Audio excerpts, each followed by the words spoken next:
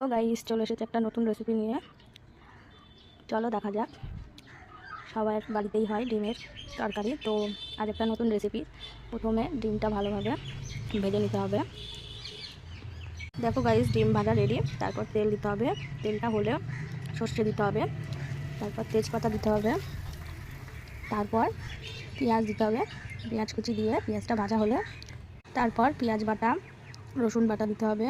তারপর পরিমাণ মতো লঙ্কার গুঁড়ো, পরিমাণ মতো হলুদের গুঁড়ো, নুন দিতে হবে পরিমাণ মতো চিনি দিতে হবে, পরিমাণ মতো আদা বাটা, জিরে বাটা দিতে হবে, পরিমাণ মতো পোস্ত বাটা, চালমগজ বাটা দিতে হবে। শেষে টক দই ভালোভাবে মিক্স করে দিতে হবে। মশলাটা একটু হলে পরিমাণ মতো জল দিয়ে দেবেন। জল দেওয়ার পরে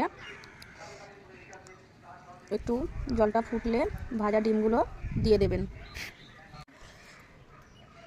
ভাজা ডিমগুলো একটা একটা করে দেওয়ার পরে ভালোভাবে জলটা ফুটিয়ে নিতে হবে, যাতে জলটা মাখা মাখা হয়। মাখা মাখা হলে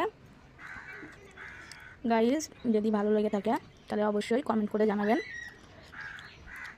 মাখা মাখা হলে লাস্টে গাইস যে কোনো গরম মশলা, শাহি গরম মশলা বা যে কোনো গরম মশলা আপনি দিতে পারেন। গরম মশলা দিয়ে নামিয়ে নেবেন।